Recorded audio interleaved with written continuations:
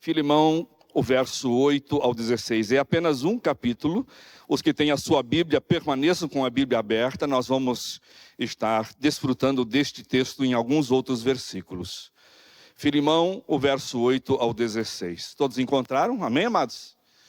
Sim, logo depois de Tito, antes de Hebreus. Diz assim: por isso mesmo, tendo em Cristo plena liberdade para mandar que você cumpra o seu dever, prefiro fazer um apelo com base no amor. Eu, Paulo, já velho, já estava de idade, e agora também prisioneiro de Cristo Jesus. Apelo em favor do meu filho Onésimo, que gerei enquanto estava preso. Ele antes era inútil para você, mas agora é útil tanto para você quanto para mim. Mando de volta a você como se fosse o meu próprio coração. Gostaria de mantê-lo comigo para que me ajudasse em seu lugar enquanto estou preso por causa do Evangelho. Mas não quis fazer nada sem a sua permissão, para que qualquer favor que você fizer seja espontâneo e não forçado.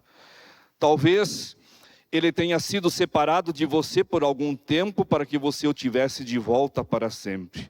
Não mais como escravo, mas muito além de escravo, como irmão amado. Para mim, ele é um irmão muito amado. E ainda assim mais para você, tanto como pessoa, quanto como cristão. Que Deus aplique e abençoe esta palavra no meu e no seu coração. Amém? Queridos, vida cristã é relacionamento. Não existe possibilidade alguma de um cristão viver de forma isolada. Você no teu cantinho e eu no meu. Além de nós entendermos que a vida cristã, ela precisa de relacionamento, ela também envolve responsabilidades. Responsabilidades na nossa conduta, no nosso proceder, no nosso modo de agir, no nosso modo de falar, no nosso modo de ser. E esta carta aqui, queridos, de Filemão, é uma carta de relacionamento. Ela é muito especial porque ela trata do coração de uma pessoa para com o coração de outra pessoa. Trata de amor, trata de perdão, trata de restituição, de reconciliação. Antes de entrarmos em alguns aspectos importantes desta carta, vamos entender um pouco do contexto e das circunstâncias em que esta carta aqui ela foi escrita. Filemão, ele era um homem muito rico, ele era abastado, ele era uma pessoa de recursos.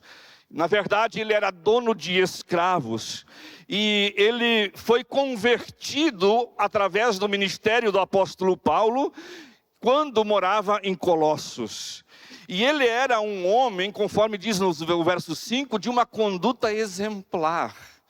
A sua conduta era evidenciada pela sua fé em Jesus, mas também pelo seu profundo amor para com todos os santos. Então, quando ali na sua casa e na casa da sua família havia o ajuntamento, Filemão, ele era um homem que ele reanimava as pessoas. Ele trazia encorajamento, ele era uma espécie de um conselheiro. Era uma pessoa de uma profunda sabedoria no que diz respeito a ajudar as pessoas nas suas necessidades.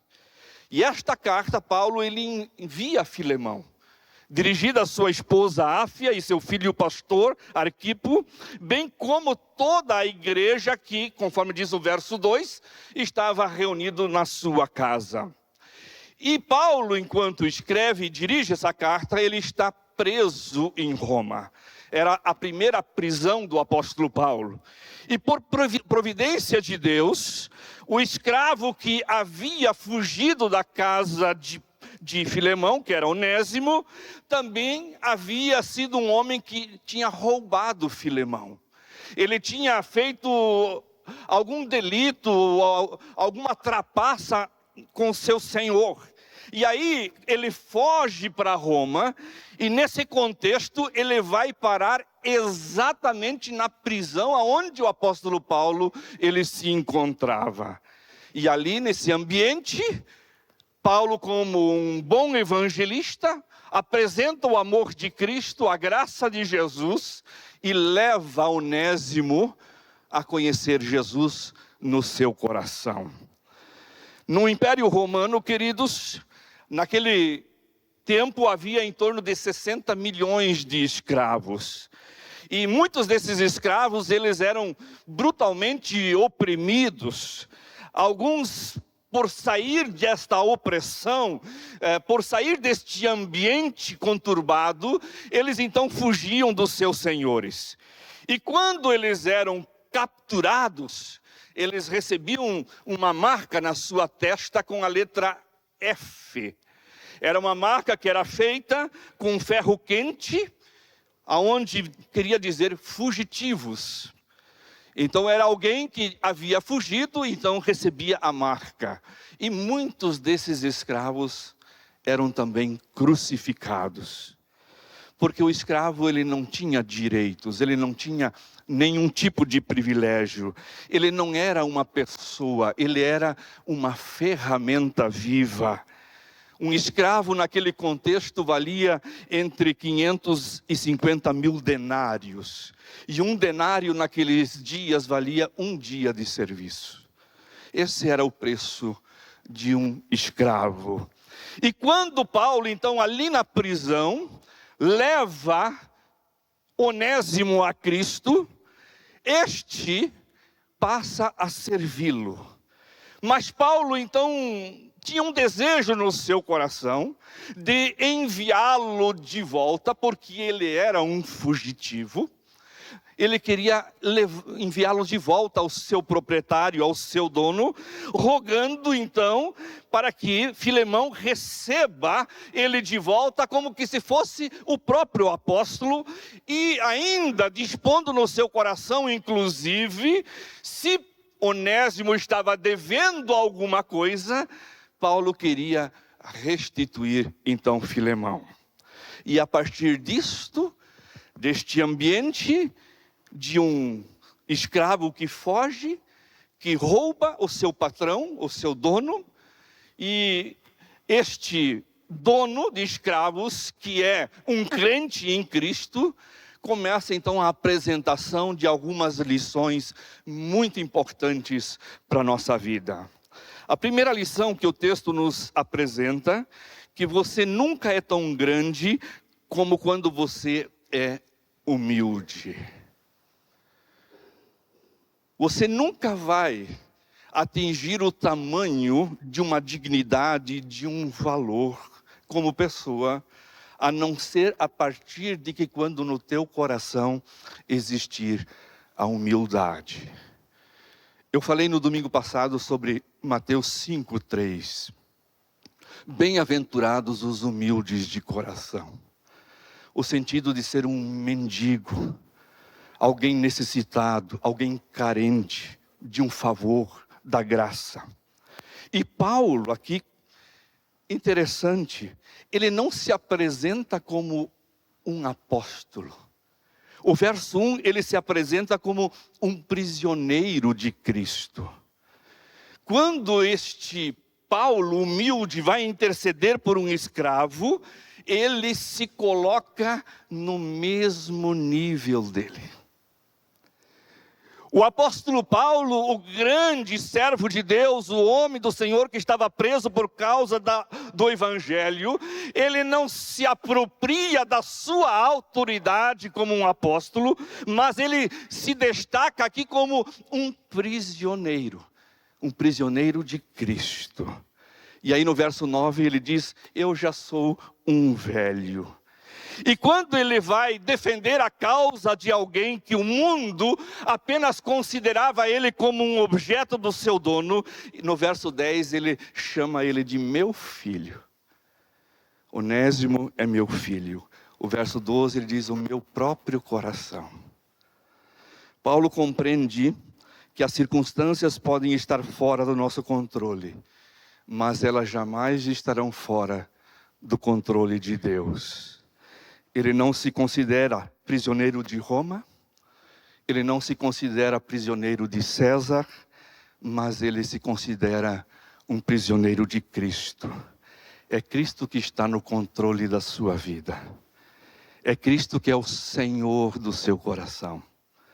É Cristo que está entronizado no mais íntimo do seu ser. A fuga de Onésimo estava fora do calendário de Filemão, mas jamais esteve fora da agenda de Deus.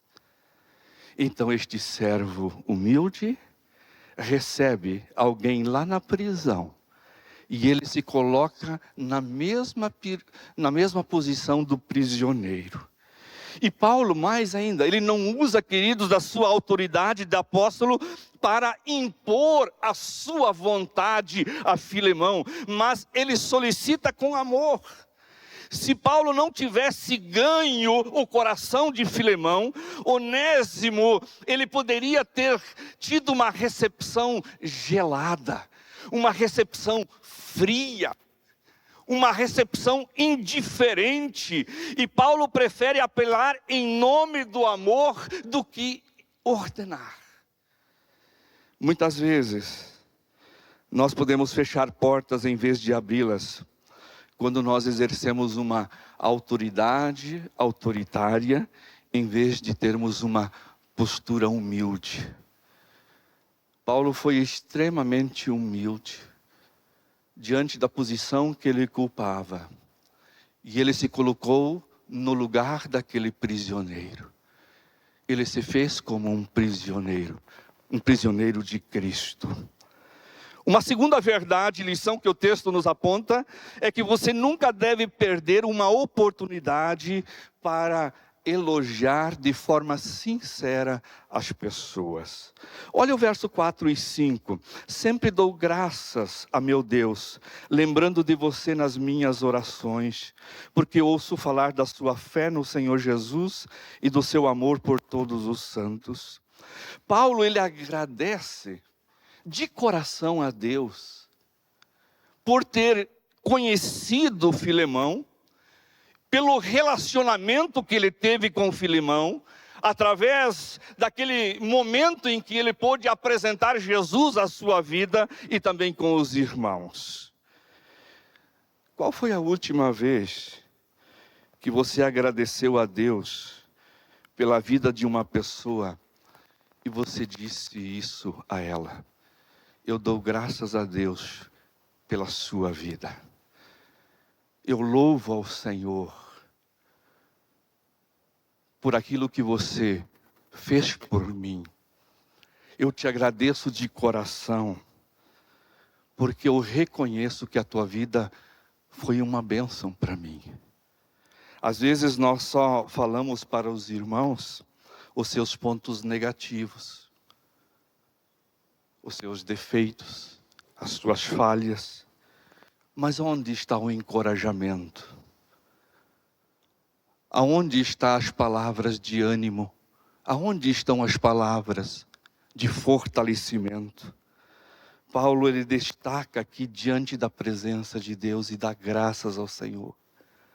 Porque Filemão foi um homem fiel, um homem obediente, um homem submisso à vontade do Senhor. E no verso 7, Paulo enaltece os efeitos do amor de Filemão na vida das pessoas. Ele diz assim: o seu amor me tem dado grande alegria e consolação. Paulo não era aquele tipo de crente que achava perigoso fazer elogios sinceros. Como nós precisamos hoje entre nós de pessoas que fazem elogios do coração, que são verdadeiros. Diga para as pessoas que elas são uma bênção. Diga para elas que você tem sido abençoado por meio delas. Diga para elas que muitos são consolados por meio do ministério delas. A casa de Filemão era um ambiente de consolo, de ajuda, era um oásis. A casa de Filemão era um ambiente em que abençoava as pessoas. Ali as pessoas chegavam e eram fortalecidas e animadas. A sua vida tem sido um refrigério para as pessoas que vivem ao seu redor. Quando as pessoas oram por você, podem fazê-lo com alegria ou sempre oram com lágrimas por aquilo que você tem evidenciado na sua caminhada. O amor cristão sempre abençoa as pessoas. Gratidão pela vida dos outros. Procura o bem dos outros.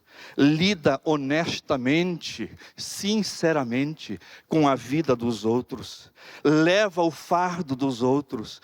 Sempre espera, como diz lá em 1 Coríntios 13, o amor espera o melhor, porque crê o melhor dos outros. Uma terceira lição que o texto aqui nos apresenta, que você nunca na sua caminhada deve perder a oportunidade de ser um pacificador. Paulo usou aqui, a partir do verso 8, 5 argumentos para apelar a Filemão, a fim de que ele recebesse de bom grado a Onésimo de volta. Paulo, ele foi um intercessor, ele foi um mediador. Paulo, ele foi um pacificador entre as pessoas. Temos nós, talvez, muitas vezes construído pontes, ou até cavados abismos entre as pessoas. Mas Paulo não. Ele começou com a reputação de Filemão como um homem que abençoava as pessoas. O verso 8 diz: por isso mesmo, tendo em Cristo plena liberdade para mandar que você cumpra o seu dever. Por quê? Porque Filemão era um homem que ajudava, estendia a mão para as pessoas. E as palavras aqui, irmãos, quando começa a dizer por isso, em outra tradução diz pois bem, conecta-se com o fato de que Filemão era um homem que reanimava, que fortalecia o coração dos santos. E agora Paulo está dando a ele a oportunidade de ele refrigerar o seu próprio coração. Ele tinha sido bênção na vida de muitos crentes, agora ele deveria também ser para um escravo fugitivo que havia se convertido. E aí Paulo usa uma linguagem do amor, em vez de uma autoridade apostólica para sensibilizar, Filemão. O verso 9 diz assim: prefiro fazer um apelo com base no amor. Para ele, o apóstolo, já velho, de idade, ainda na condição de preso, mas em vez de ordenar, ele pede, ele suplica em base do amor. Há um ditado chinês que diz que nós pegamos mais moscas com uma gota de mel do que com um barril de fel. E é verdade. A gente pega mais moscas com uma gotinha de mel do que com um barril de fel. O fel traz distanciamento, traz separação. Uma quarta verdade neste apelo de Paulo era que Onésimo era útil para que Paulo fosse abençoado no seu ministério em Roma. Na verdade, queridos, o nome Onésimo significa útil. E o nome Filemão significa aquele que é afeiçoado, aquele que é gentil. Então, se o escravo que se tornara inútil agora é útil, não deveria também o nome do patrão fazer jus ao seu significado? Paulo poderia ter mantido Onésimo consigo lá em Roma, mas resolveu devolvê-lo ao Senhor como alguém útil. Isto significa, meus amados, que quando o Evangelho chega na vida de alguém, quando o Evangelho quebranta e transforma o coração de uma pessoa, aquele que é inútil se torna útil. Um escravo se tornou um irmão. Um ladrão se torna uma pessoa honesta. Uma pessoa de caráter. Uma pessoa confiável. Um fugitivo em alguém que retorna para pedir perdão. E aí, Paulo vai e mostra esta transformação, essa mudança na vida de Onésimo, e ele então relata aqui a providência divina. O verso 15 e 16 diz: talvez ele tenha sido separado de você por algum tempo, para que você o tivesse de volta para sempre, não mais como escravo, mas muito além de escravo, como um irmão amado. Queridos, como crentes, nós devemos crer que Deus, Ele está no controle de todas as situações, inclusive nas situações mais adversas e difíceis. Romanos 8, o apóstolo Paulo fala no verso 28 que todas as coisas, elas contribuem para o bem daqueles que amam a Deus. A fuga de Onésimo, quando ele roubou o seu senhor, não foi uma surpresa para Deus. Deus o levou a Paulo.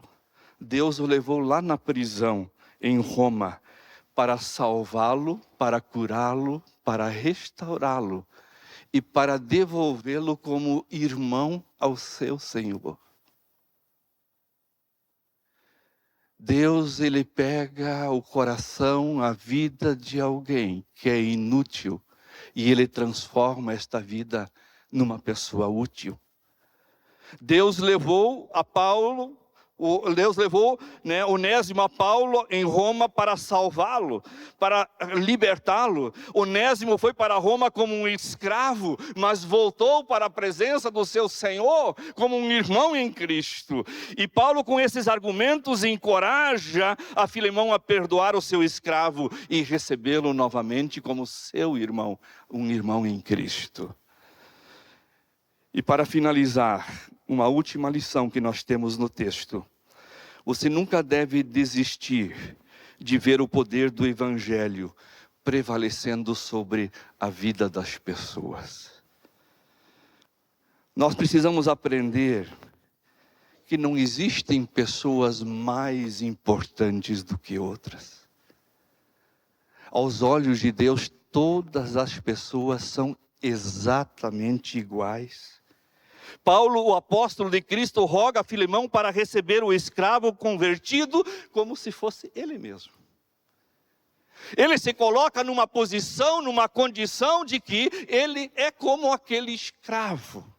Isto quer dizer que na igreja de Deus não existe uma pessoa que é mais importante do que a outra. Nós somos exatamente todos iguais. Somos todos companheiros de jornada, de caminhada.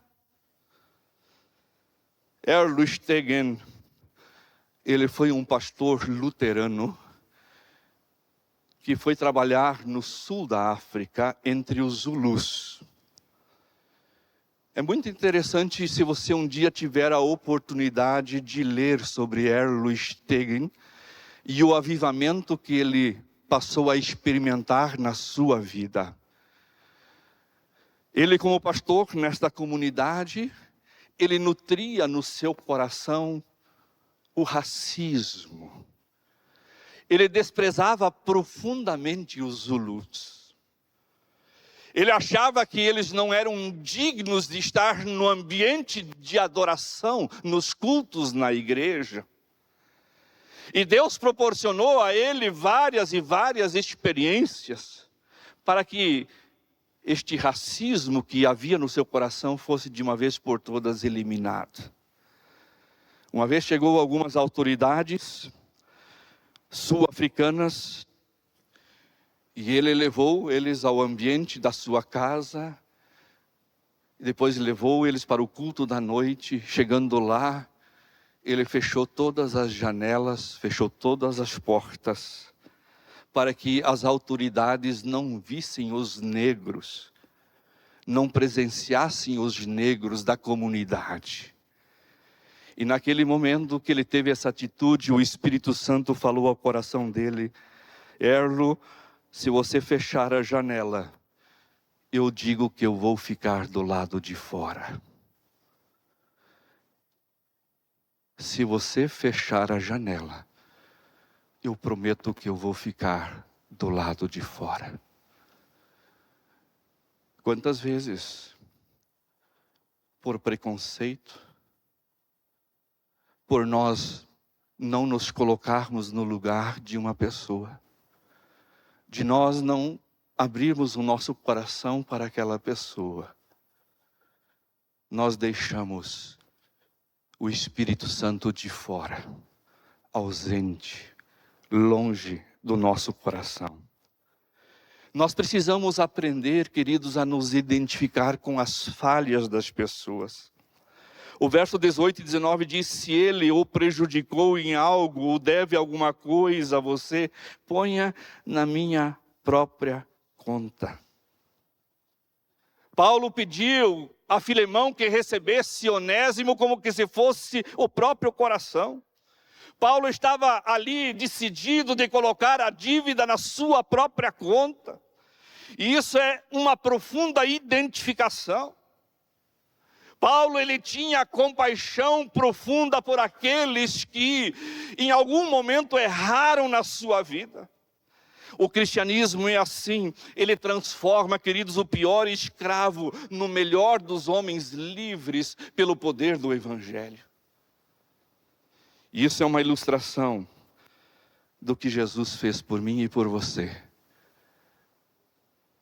lá na cruz do Calvário. Eu e você tínhamos uma dívida com Deus. Nós fomos devedores diante da santidade de Deus, da justiça de Deus.